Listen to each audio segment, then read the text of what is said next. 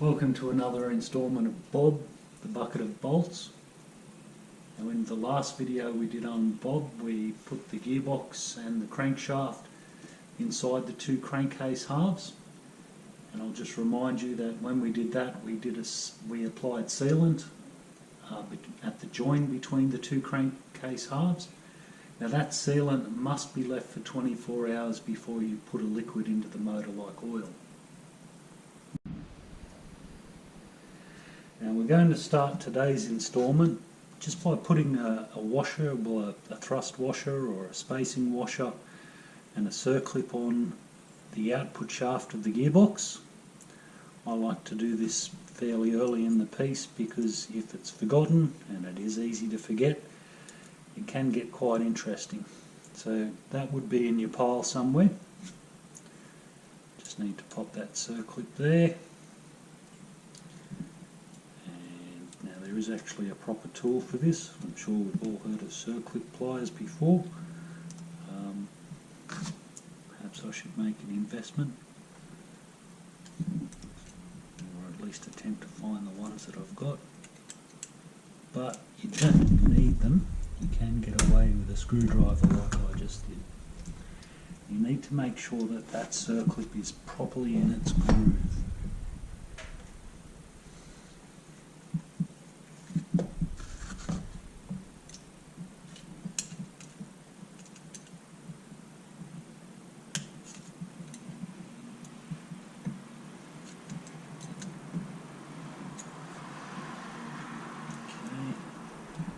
Time to check.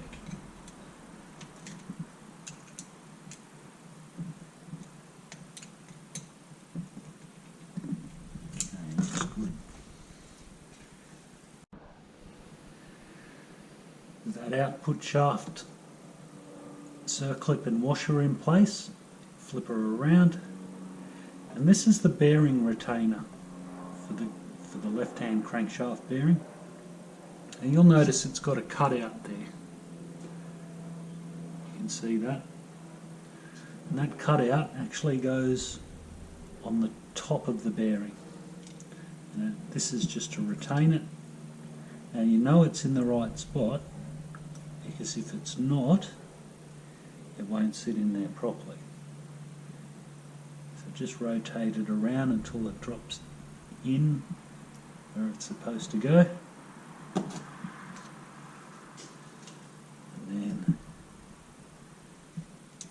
we can put its retaining plate on over the top. We can attempt to do that anyway.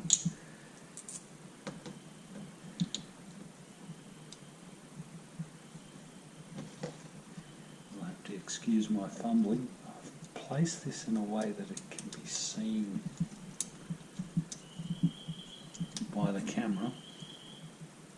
You can see our retaining plate there. Oop. However, it's not the most comfortable position for me to work in.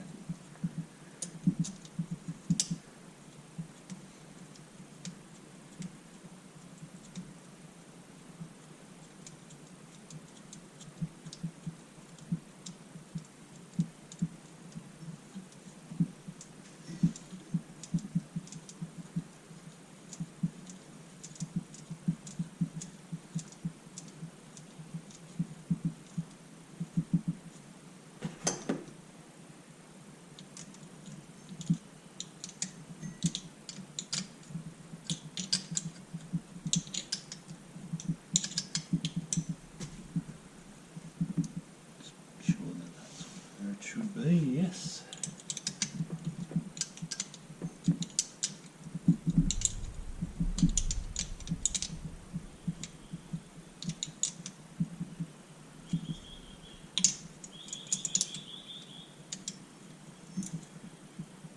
And that magic number 12 Newton meters pops up once again.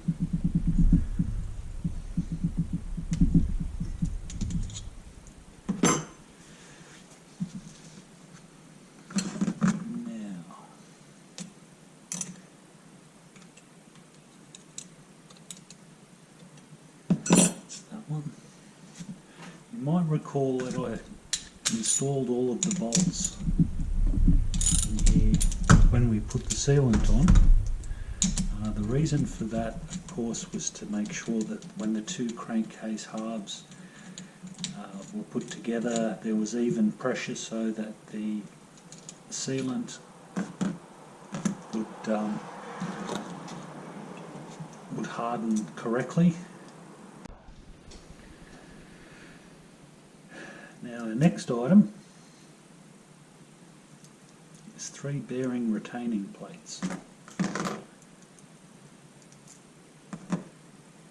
And what we want to do when we install those is just hook them under there.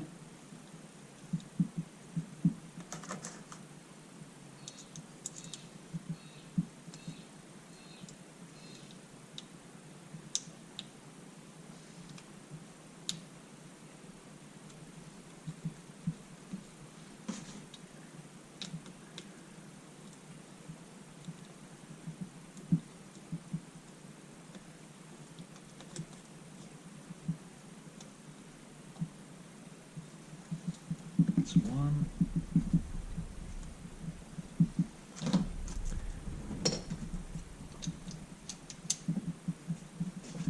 2.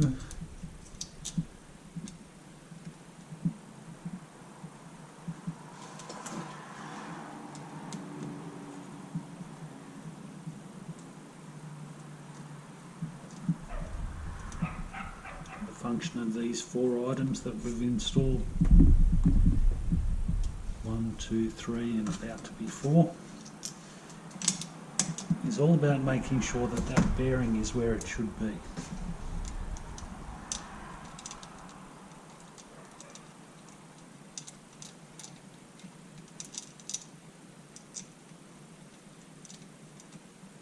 And then keeping it there.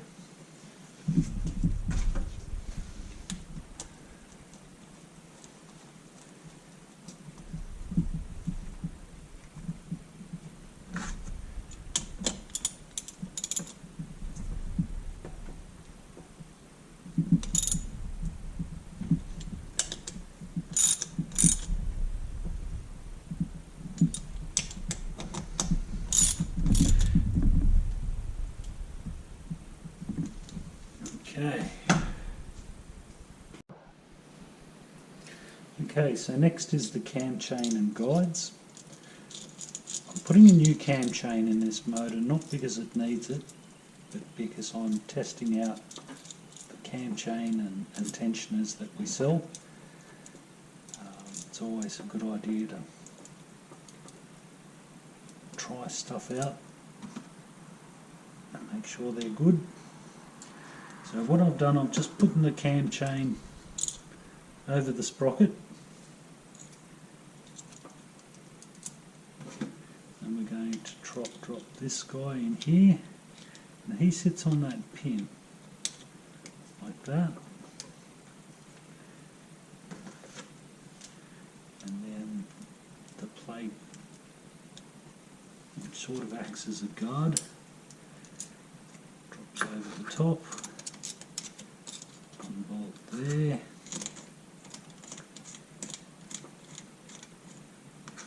and the other one there.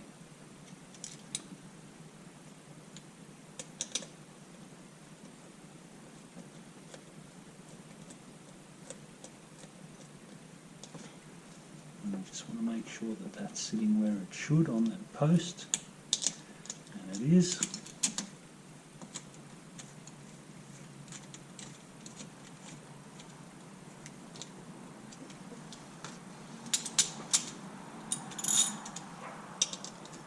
Once again, 12 Newton meters.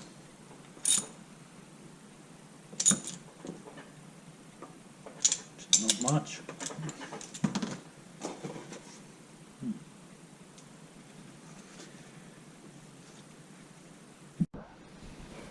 Now, for those who are curious, the other guide for the cam chain, we can install that later. It just slides in there like that, and that sort of pair of pins sticking out the top, that will actually go into a cutout. on the cylinder. So we can leave him out for now, it's not a problem.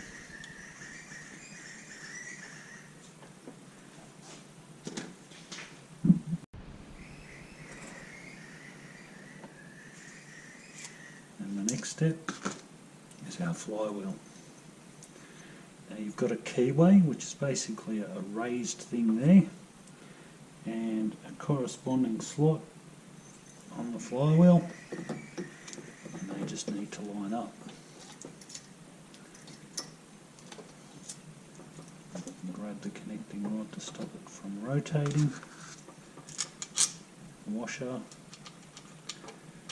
and our nut.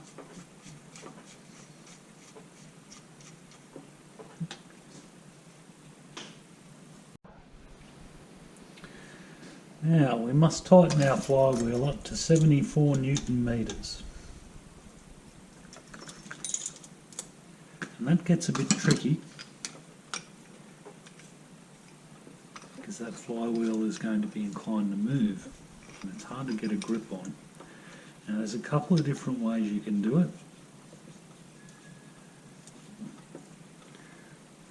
I'm using a nifty little tool here.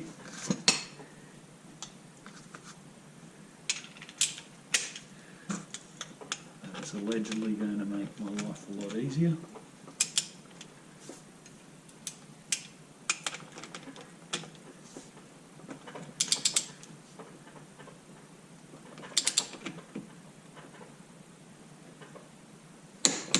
And it did. Isn't it good? Ooh.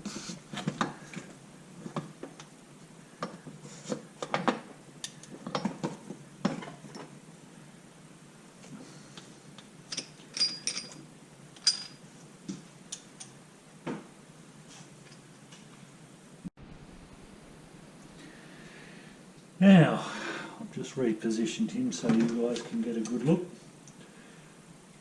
We're actually doing pretty good on that side. This is the starter motor reduction gear. Don't forget your washer. Little spacer here. And it goes on like that.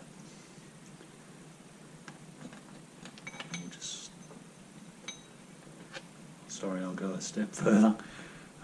That shaft will go into that hole. Maybe not immediately. What you sort of do is step it sideways until it lines up and just give it a push. And your starter motor actually runs on that gear there, and that's transferred by the inner gear, which you saw before, to the outside of the flywheel. Just make sure that we haven't had our cam chain drop off. If the cam chain drops off, it's not a tragedy. It's just better if you keep it on. Depends on how far it drops off as to how big a pain it can be. So we've assembled that side. It's looking pretty good. And the reason why I've gone that far is because I want to start sealing the engine up. I don't like engines getting dirt inside. Now that's your inside of your cover there. This is pretty much how I bought it off eBay, by the way. Obviously I've given it a clean up and I've scraped the gasket, but I'm not putting the gasket on yet. No sir. What I'm about at the moment is just sealing it up. Now that's your generator, by the way. That is, your flywheel is magnetic, and the flow of those magnetic fields across these coils generate electricity. So it's wanting to grab this out of my hands and run with it, and that's fine, and it's perfectly normal, and it will happen to you. Without the gasket on there, we're just going to put that on gently. Alright, so I'm smacking it. It doesn't look that gentle, but it is actually. I'm being quite gentle with it on my standards. You don't see a rubber mallet anywhere, do you? And that is now sealed. I'm not going to put the gasket on there yet, or all the bolts, because I may need to take that off down the track. I don't believe so. but the option's there. So we're just going to put a couple of bolts in it, 2 or 3, to make sure it doesn't go walkies.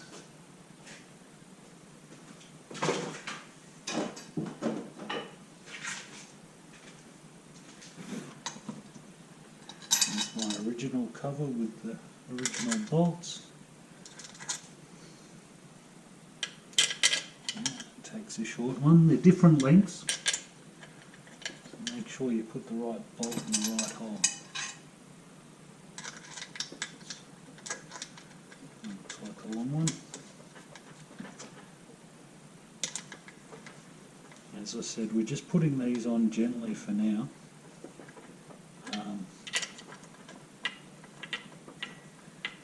Because we might need to revisit this down the track. If not, we can just pull the cover off and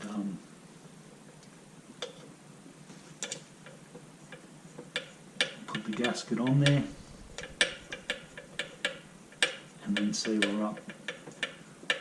Just thinking forward, probably we'll need to take this off again anyway, because when I tighten up the oil spinner and the clutch, I'm probably going to have to put my amazing gadget on the flywheel again to stop it from moving. But that's one side so far.